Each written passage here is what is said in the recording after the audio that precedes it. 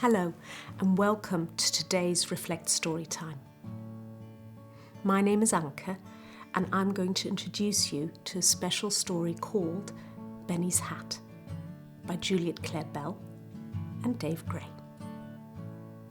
Now, before we start, I'm going to make sure I'm sitting comfortably. I invite you to do so too. Let's check. Have you got a helpful adult nearby? Yes? Wonderful. If you have any questions after reading the story with me, please ask the adult who's joining you. If you or they do not know the answer to your question, you and your helpful adult can ask us by contacting our service directly, by checking out the links we've shared, or by going onto our Facebook page and joining our live Q&A session on Monday. Now remember, there's no such thing as a silly question. If you are feeling lots of different feelings, that's okay and natural. Your helpful adult will look after you. This is our last storytime session and video of this series. However, all videos shared will still be available to watch, and support from our service is always available. Please feel you can get in touch. Let's begin.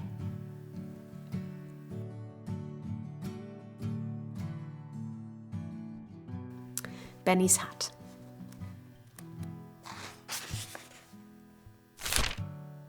My brother Benny is pretty cool. He taught me how to play frisbee when I was little. He said I was the frisbee queen, and that's why he calls me Frizz, and not Lizzie like everyone else. He has this crazy hat which he tries to wear indoors, even though Mum says, "No hats in the house, take it off, Benjamin." He laughs a lot, especially at things that aren't meant to be funny, like when Uncle Rick floods the kitchen. "But I love rain," he shouts when Mum tries to get him out. And Benny is strong. At least he was strong. He once beat Lisa at arm wrestling, and no one ever beats Lisa.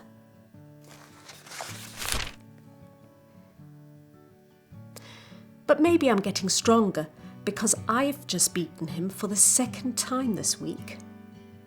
Dad says, "Okay, Lizzie, that's enough now." When I ask why, everything goes really quiet. Then Dad tells me why. Benny is ill, and it's not the kind where you just stay off school. It's the kind where you have to go to hospital. The first time Benny comes home from hospital, he says we should keep our bedroom doors open. He shouts, "Frizz, you're the best sister in the whole house." I fall asleep smiling.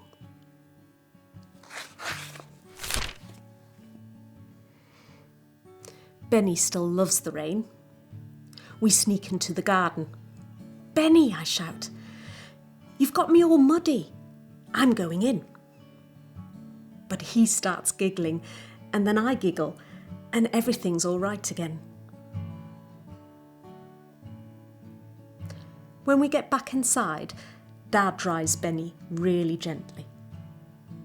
"I'm wet too," I say, but no one hears me. The next time it rains, Benny's too tired to go out. Mum and Dad are tired too. We take Benny to Saplings for a few days so Mum and Dad can rest and Benny can play cool games and go swimming. I'm allowed to swim too. Later, Benny's having so much fun, he hardly has time to say goodbye to us. We go bowling, just me and Mum and Dad. Dad even laughs when he misses all the Skittles.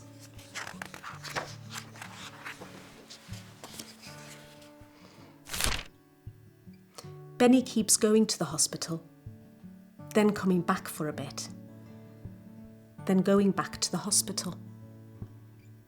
Until Mum and Dad say that hospitals aren't always the best place to be, and sometimes it's just better to be at home. I say, what does that mean? Is he better? He doesn't look better. Lizzie, says Mum, I'm so sorry. Benny isn't going to get better. The doctors and nurses have all tried their hardest. Well, they'll have to try harder then, won't they? I shout.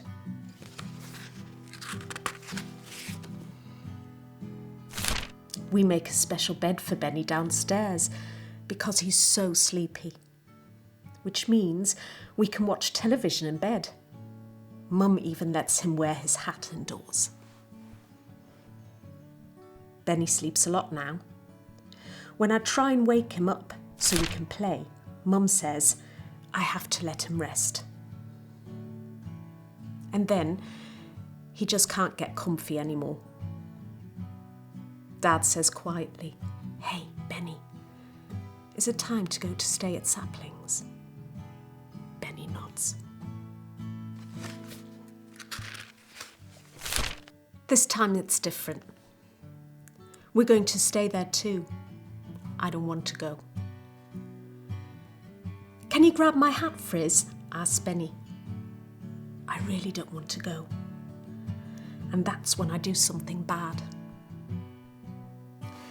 Dad comes in to get me. I say, "Benny needs his hat. We have to stay here till we find it."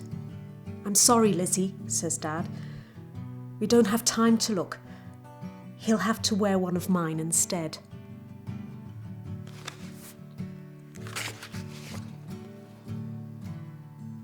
Dad's boring hat looks all wrong on Benny, so I make him a new one to go on top. He says, "You can hardly tell the difference," but I can see he's sad without his real hat. "I hid it," I shout. "I hid your hat. I didn't want us to come here. I don't want you to die." Benny smiles. "Thanks for trying, Frizz," he says, and he goes to sleep.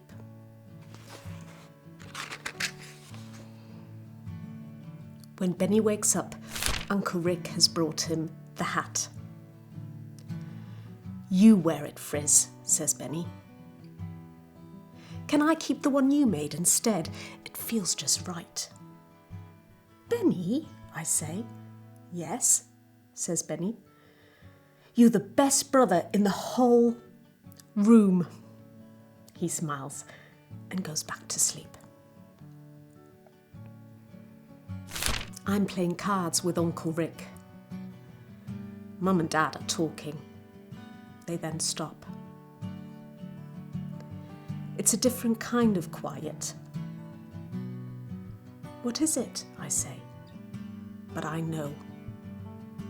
Even before Mum tries to say the words, Benny has died.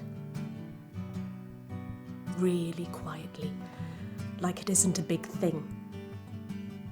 But it is. We're all crying. And I make a gulping noise. That sounds funny. So I say sorry to Benny for that noise. For a few seconds, we laugh. Then we're all crying again. Before we go, I whisper in his ear, "Can I still be your sister, Benny?"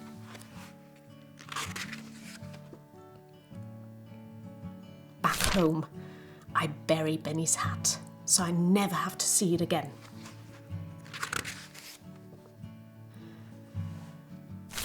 The funeral's on a sunny day. People say, "What a beautiful day." It's not. But later, it starts to rain. just a bit at first, then more and more. I take my coat off, I giggle quietly, then louder and louder. Mum and Dad look at me and I'm worried they'll be cross. But they take off their coats too. And so do Benny's school friends and his teacher. Now it feels like a Benny day. At bedtime, I shout goodnight to Benny before I remember that he's not here. Someone shut his door, so I open it and I go inside. I climb into his bed and make a nest. And as I breathe in Benny's smell, I know that I'm definitely still his sister and that I always will be. I wake up and I can't remember where I am. Someone is with me. Benny? I can hardly breathe. The light goes on. It's not Benny. It's Mum. Dad's there too. We sit in his bed under his duvet.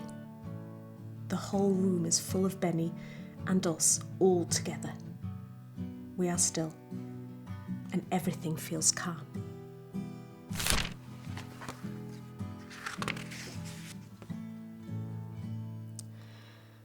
We do a lot of sitting around in the house. Dad, I say one day, can we go to the park? Oh, I don't know, says Dad. Maybe tomorrow. We'll all go together, says Mum. We could bring your frisbee. I never want to play frisbee again, but I do want to go to the park. There's something I have to do first, I say, and I run to the garden and dig up Benny's hat. It's a bit muddy, but I put it on anyway. At the park, Mum stops to talk to someone, and I sit down next to Dad.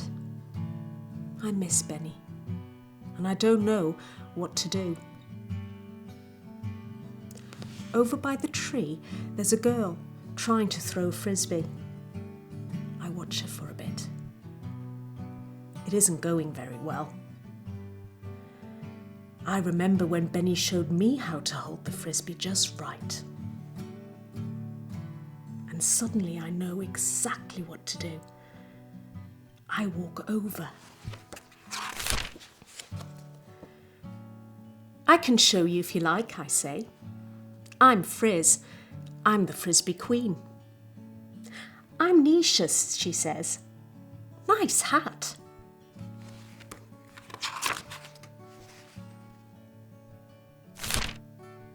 For every child, young person and family involved in this project, with love and thanks.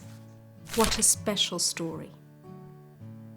I now invite you to spend some time with your helpful adult to talk about the story. What are you feeling? What are you thinking? Have you got any questions which your helpful adult or our service can help answer? You can choose how to ask or answer the questions, for example, by talking, writing, or drawing. There are many helpful ways we can express ourselves. It's up to you. Your helpful adult is there for you.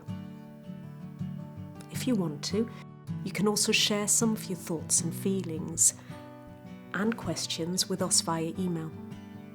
It has been a pleasure reading to you today. Please look after yourself. Take care.